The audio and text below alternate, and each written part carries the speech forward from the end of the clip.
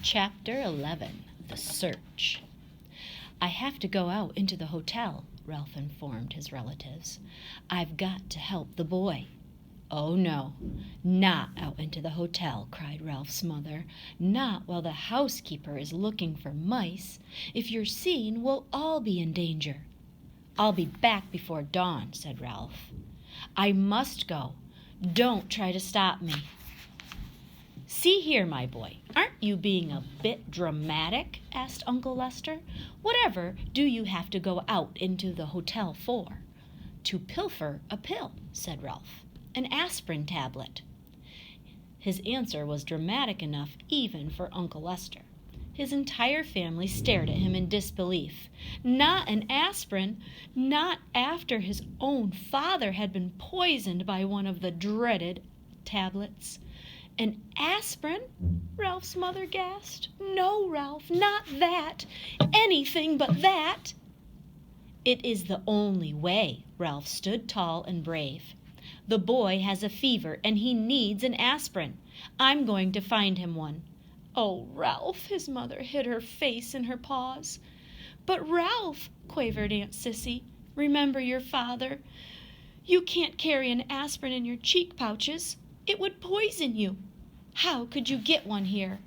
"I'll find a way." Ralph was outwardly steadfast in his determination, but inside he wondered. How would he manage to get an aspirin into room 215 if he did find one? Roll it, perhaps? "Ralph, stay here," pleaded his mother. "You're too young. Let your Uncle Lester go." "Well, now, let's talk this over," said Uncle Lester. "I'm not too young, and I haven't a moment to lose." Ralph, who was really frightened by what he was about to do, also enjoyed the drama of the moment. "Goodbye. I shall return before dawn." "Ralph, promise me you'll be careful," pleaded his mother. "Promise me you won't climb into suitcases like your Aunt Adrian."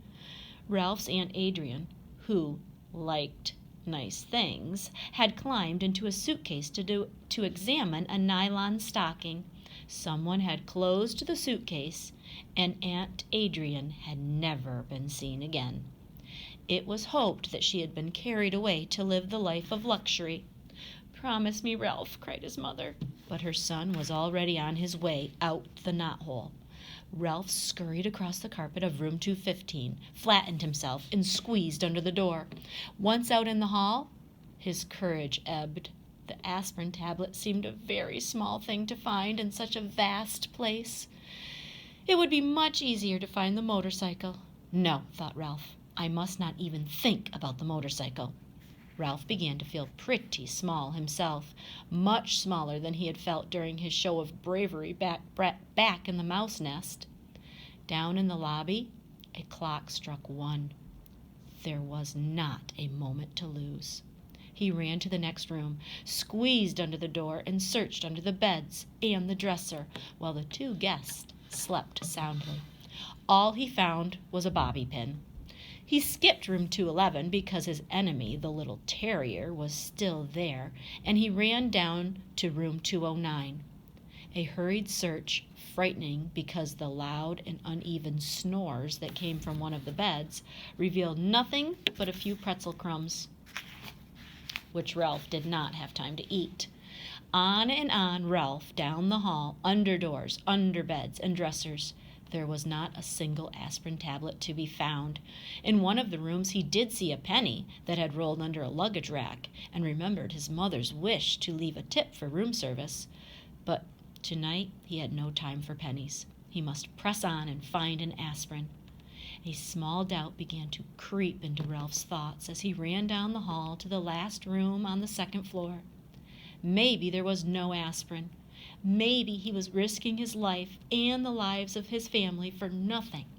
But Ralph pushed the thought aside. He would not let himself become discouraged. If there was no aspirin on the 2nd floor, there had to be one someplace on the ground floor. Tonight he was willing to be brave on the stairs to find it. He flattened himself and squeezed under the last door on the 2nd floor. There was nothing under either of the beds but the things Keith called dust mice. There was no sound but the rattle of the window in the wind. Ralph started across the carpet toward the dresser when suddenly a light from the bedside table blinded him. He stopped, rooted to the carpet by fear, even though it was not likely that anyone was going to cut off his tail with a carving knife. He heard someone slip out of bed and utter a sound halfway between a squeal and a scream. Before Ralph knew what was happening, an ordinary drinking glass had been clapped down over him, and there he stood in a glass trap.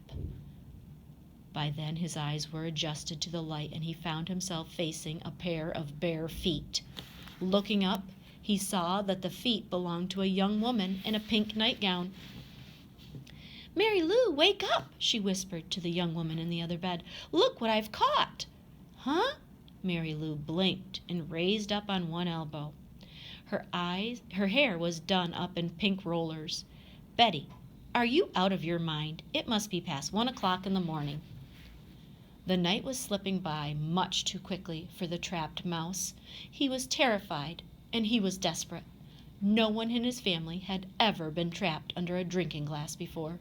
Worst of all, he was failing Keith and endangering his family. "Wake up, Mary Lou, and look," insisted Betty. "I was getting up to stop the rattle in the window and caught a mouse." The news roused Mary Lou from bed, and the two young women knelt on the carpet to look at Ralph, who promptly turned his back. He did not care to be stared at in his misery, but it was no use. The woman moved around to the other side of the glass. "Isn't he darling?" said Betty. "Just look at his cunning little paws." Mary Lou leaned closer for a better look. "And his little ears, aren't they sweet?" Betty was delighted. It was disgusting. It was bad enough to be trapped and stared at, but to have this pair carrying on in such a gushy fashion was almost more than Ralph could stomach.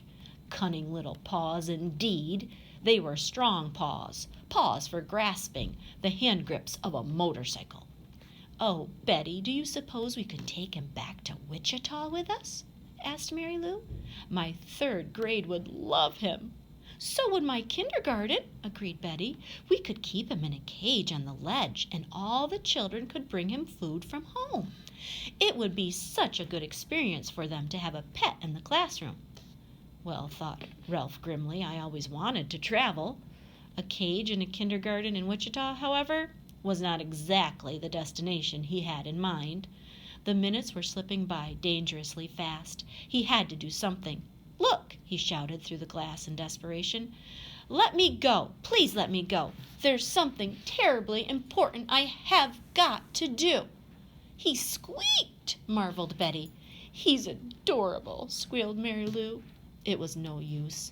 Young women could not speak his language. Well, Ralph was in despair. He thought of Keith tossing feverishly in his bed, and of his family huddled in the mouse nest, waiting for his safe return. "But I don't see how we could take him back to Wichita," said Betty sensibly. "We're driving to San Francisco and then to Disneyland before we start back. How could we carry him thousands of miles?" The two teachers looked thoughtfully at Ralph, who knew his fate depended on their decision. Was he to be carried to Disneyland and eventually to a ledge in the kindergarten room in Wichita? Or would they let him go? A third possibility crossed Ralph's mind. Perhaps they would leave him under the glass for the housekeeper to see. He hoped not. He did not think he could last that long. Already the inside of the glass was beginning to feel warm and airless. "I suppose we really shouldn't turn him loose in the hotel," said Mary Lou. "Mice are pests, even if they are cute." The teacher not only destroyed Ralph's hopes, she hurt his feelings as well, calling him a pest when he was on an errand of mercy. From the mouse's point of view, the teachers were the pests. "I know," exclaimed Betty suddenly, causing Ralph to look over his shoulder for a clue to what it was she knew. "I know how to get rid of him without hurting him." The young teacher reached over to the bedside table where she picked up a picture postcard. She slid it carefully under the glass and under Ralph's feet, so that he was now standing on a postcard. He noticed the picture was of a giant redwood tree, the same postcard all travelers bought when they came to California. "Now, what are you going to do?" asked Mary Lou. "Watch." Betty carefully lifted the postcard, Ralph, and the glass and walked across the room. Even though he knew it was useless, Ralph scrambled around in his tiny prison. He was afraid she was taking him toward the wash basin. He had heard of mice being drowned by people who did not like traps. The teacher walked to the wash basin, did not walk to the wash basin, but to the open window.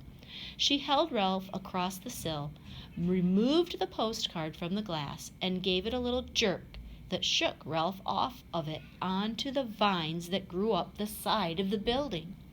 "There," she said, and she closed the window, leaving Ralph clinging to a vine high above the ground. Chapter 12 is next, An Errand of Mercy.